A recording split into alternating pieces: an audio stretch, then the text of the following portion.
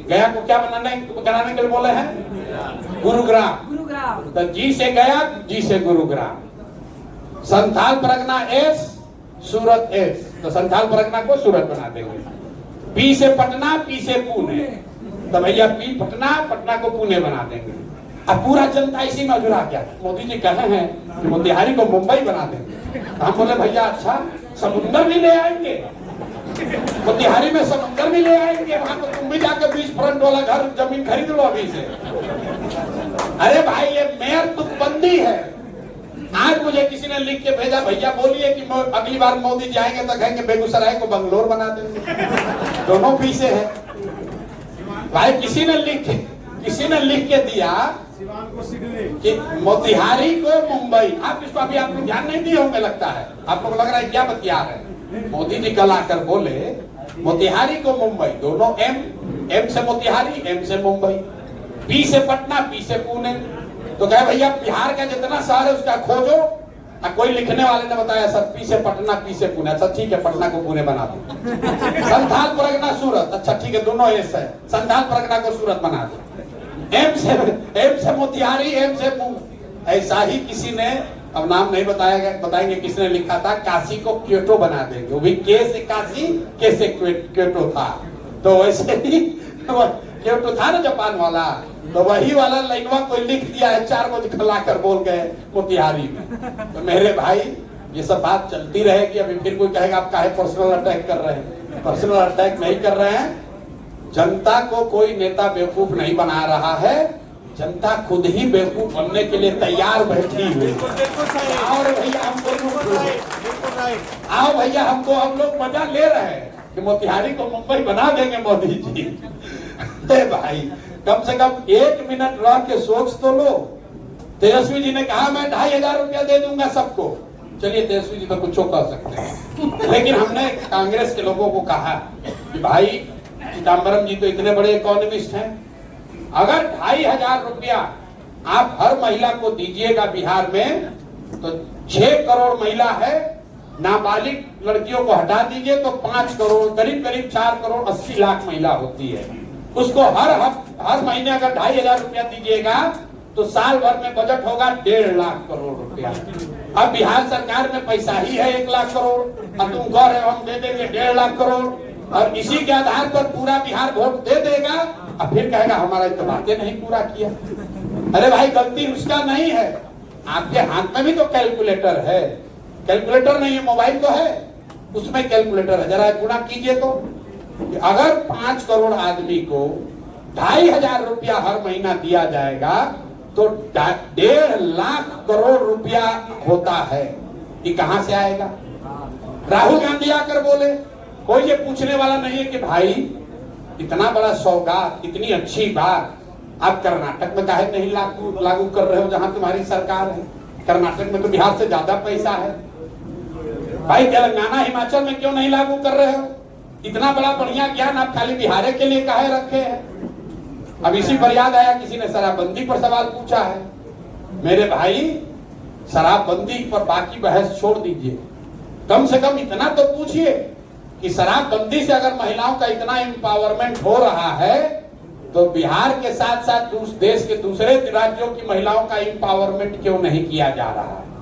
योगी जी इसको यूपी में काहे नहीं लागू कर रहे हैं? भाई भाजपा यहीं पर बता रहा है कि महिलाओं का एम्पावरमेंट हो रहा है, और मुस्लिम लोग भी समझ रहे हैं कि इस्लाम के हिसाब क्या बात है, शराबबंदी लागू होना चाहिए। हमको मुस्लिम लोग ये भी पूछते हैं कि भैया इस्लाम के तो में कहा गया है, भैया इस्लाम में या महात्मा गांधी ने शराबबंदी को सामाजिक प्रयास के तौर पर बताया है, उसके लिए कानून बनाने की बात नहीं कही है। गांधी को जिसने पढ़ा नहीं, जिसने समझा नहीं, वो कहता है गांधी जी इसके विरोध में थे। गांधी जी शराबबंदी के विरोध में थे, लेकिन वो इसके लिए कानून बनाकर लोगों को जेल में डालने के पक्ष में नहीं थे।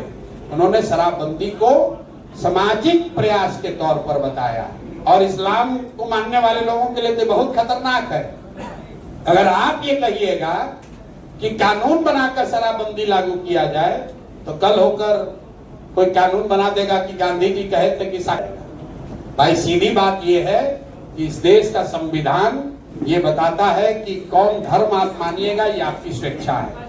क्या आप खाना चाहते हैं ये आपका निर्णय है, आप क्या पहनना चाहते हैं ये व्यक्ति की स्वतंत्रता है, उसमें सरकार को नहीं घुसाइए।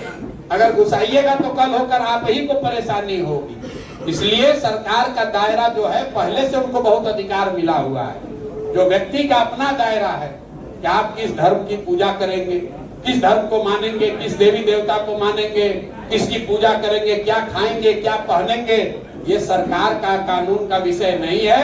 ये आपकी व्यक्तिगत स्वतंत्रता संविधान में दी हुई है, उसको कोई छेड़छाड़ नहीं करेगा। गिरी जी बताएंगे शराबबंदी पर ऑलरेडी ये केस किए हुए हैं, आज से नहीं 10 वर्ष से सुप्रीम कोर्ट में। ये फंडामेंटल राइट का अगेंस्ट है, ये गैर कानूनी है। पटना हाई कोर्ट के फुल बेंच ने डिसाइड किया, जिस बेंच के अध्यक्ष जस्टिस अंसारी थे, उन्होंने कहा कि ये अनकॉन्स्टिट्यूशनल है, अल्ट्रा डिक्लेयर कर दिया।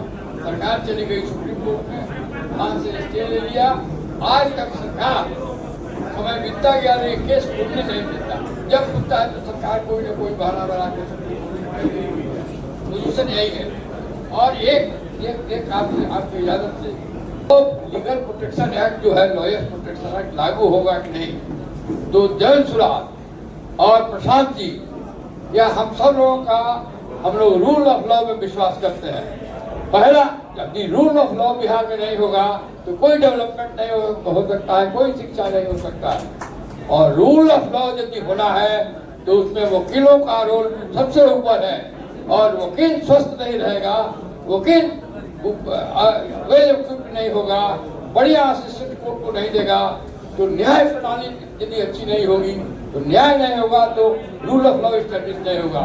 इसलिए वकीलों का ख्याल रखने के लिए प्रशांत जी ने हमें अपने पार्टी का लीगल ऑर्गेनाइजेशन जो लीगल सेल का अध्यक्ष बनाए हैं। और मैं आप लोगों का सब कुछ वर्क आउट कर रहा हूँ, चिंता न करें, मैं हूँ वहाँ। और प्रशांत जी ने मुझे पूरी आजादी दे रखी है। रूल ऑफ लॉ लागू होना चाहिए, सुरक्षा रूल ऑफ लॉ सबके लिए लागू होना चाहिए। ये अभी देखिए सरकार ने कितना गलत निर्णय लिया, यहाँ जनप्रतिनिधि लोग भी हैं, उनको फायर आर्म्स दे दिया, लाइसेंस दे दिया। कई लोगों को बड़ा अच्छा लग रहा है, हमको लोग बोल रहा है, किसी ने कहा कि आप वोट के लिए तो नहीं बोलिएगा, हम जानते हैं मिलना चाहिए।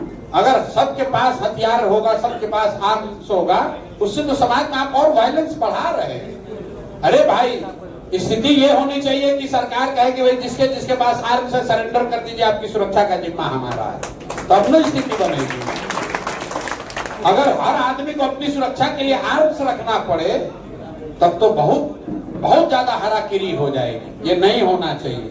एक अंतिम बात, पीछे किसी ने पूछा था आर्मी वाले साथी ने, तो मेरे भाई यहीं पर बिहार में लॉ एंड ऑर्डर को कंट्रोल करने के लिए सैप बनाया गया था।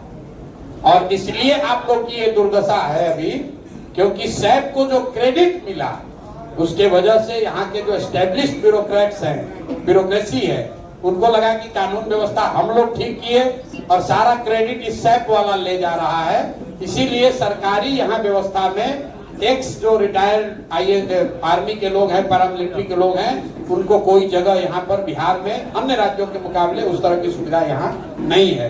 क्योंकि सैप का जो एक्सपेरिमेंट किया गया था तो बहुत ज्यादा समाज के स्तर पर उनको क्रेडिट बहुत मिला कि नीतीश जी आए, उन्होंने एक्स आर्मी वालों का इस्तेमाल किया, चौक चौराहे पर लोग खड़े हुए, वो काला पट्टा बांधकर गन लेकर, उससे कानून व्यवस्था सुधरी। तो सरकार को ऐसा लगा कि तो सब क्रेडिट ये लोग ले जा रहा है, इसलिए पैरामिलिट्री और मिलिट्री से रिटायर्ड लोगों को अब सरकार